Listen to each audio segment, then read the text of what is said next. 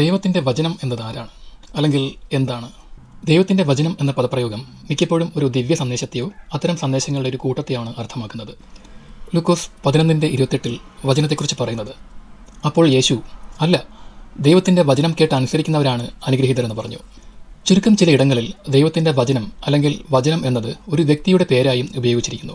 വെളിപാട് 19:13, യോഹന്നാൻ 1:14. ഇനി വചനം ഒരു ദിവ്യ സന്ദേശം എന്ന പേരിൽ അറിയപ്പെടുന്നു. തങ്ങൾ പറയുന്ന സന്ദേശങ്ങൾ ദൈവത്തിൻ്റെ വാക്കുകളാണെന്ന് പ്രവാചകന്മാർ കൂടെ പ്രസ്താവിച്ചിട്ടുണ്ട്. ഇരമ്യാവ് തൻ്റെ പ്രാവചക സന്ദേശം അറിയിച്ചപ്പോൾ യഹോവയിൽ നിന്ന് സന്ദേശം കിട്ടിയെന്നാണ് പറഞ്ഞത്.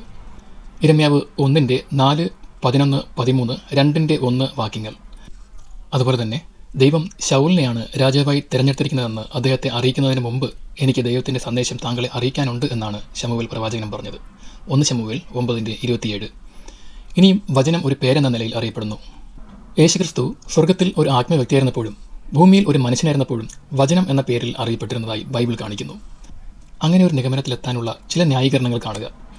സകല സൃഷ്ടിക്കും മുമ്പേ വചനം ജീവിച്ചിരിപ്പുണ്ടായിരുന്നു.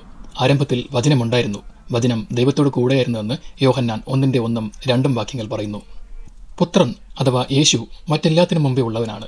അവയെല്ലാം പുത്രനിലൂടെയാണ് അസ്തിത്വത്തിൽ വന്നതെന്ന് കൊലോസ്യർ 1:13, 15 വാക്യങ്ങൾ പറയുന്നു. വചനം മനുഷ്യനായി ഭൂമിയിലേക്ക് വന്നു, വചനം മനുഷ്യനായി തീർന്ന് ഞങ്ങളുടെ ഇടയിൽ കഴിഞ്ഞുവെന്ന് യോഹന്നാൻ 1:14 പറയുന്നു. ക്രിസ്തു യേശു തനിക്കുള്ളതെല്ലാം ഉപേക്ഷിച്ച് ഒരു അടിമയുടെ രൂപം എടുത്ത് മനുഷ്യനായി തീർന്നുവെന്ന് ഫിലിപ്പിയർ 2:5 മുതൽ 7 വരെയുള്ള വാക്യം പറയുന്നു. വചനം ദൈവപുത്രനാണ്. വചനം മനുഷ്യനായി തീർന്നു എന്ന് പറഞ്ഞതിന് ശേഷം ഞങ്ങൾ അദ്ദേഹത്തിൻ്റെ തേജസ് കണ്ടു. ഒരപ്പനിൽ നിന്ന് അയാളുടെ ഒരേ ഒരു മകന് ലഭിക്കുന്ന തരം തേജസ്സായിരുന്നു അത് എന്ന് അപ്പോസ്തലനായ യോഹന്നാൻ കൂട്ടിച്ചേർത്തു. യോഹന്നാൻ 1:14. കൂടാതെ യേശു ദൈവപുത്രനാണെന്നും യോഹന്നാൻ എഴുതി. 1 യോഹന്നാൻ 4:15 വാക്യം. ദൈവസമാന ഗുണങ്ങളാണ് വചനത്തിനുള്ളത്.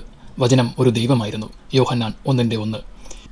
യേശു ദൈവ തേജസ്സിൻ്റെ പ്രതിഫലനവും ദൈവത്തിൻ്റെ തനി പകർപ്പുമാണെന്ന് എബ്രായ 1:2-3 വാക്യങ്ങൾ പറയുന്നു. ഇനിയും വചനം രാജാവായി ഭരിക്കുന്നുവെന്ന് കാണുന്നു. തലയിൽ അനേകം കിരീടങ്ങൾ ഉള്ളവനായി വചനത്തെ വർണ്ണിച്ചിട്ടുണ്ട്.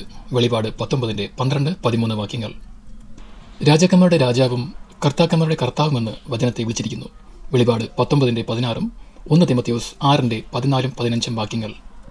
അതായത് രാജാക്കന്മാരുടെ രാജാവും കർത്താക്കന്മാരുടെ കർത്താവുമാണ് വചനം. ഇനി ദൈവത്തിൻ്റെ വക്താവായും വചനം പ്രവർത്തിക്കുന്നു. അതായത് വിവരങ്ങളും മാർഗനിർദ്ദേശങ്ങളും പകർന്നു കൊടുക്കാൻ ദൈവം ഉപയോഗിക്കുന്ന വ്യക്തിയാണ് വചനം. ഈ നിയമനം താൻ നിർവഹിച്ചതായി യേശു പറഞ്ഞു. എന്ത് പറയണം, എന്ത് സംസാരിക്കണമെന്ന് എന്നെ അയച്ച പിതാവ് തന്നെ എന്നോട് കൽപ്പിച്ചിട്ടുണ്ട്. പിതാവ് പറഞ്ഞിട്ടുള്ളത് മാത്രമാണ് ഞാൻ സംസാരിക്കുന്നതെന്ന് യോഹന്നാൻ 12:49, 50 വാക്യങ്ങൾ പറയുന്നു.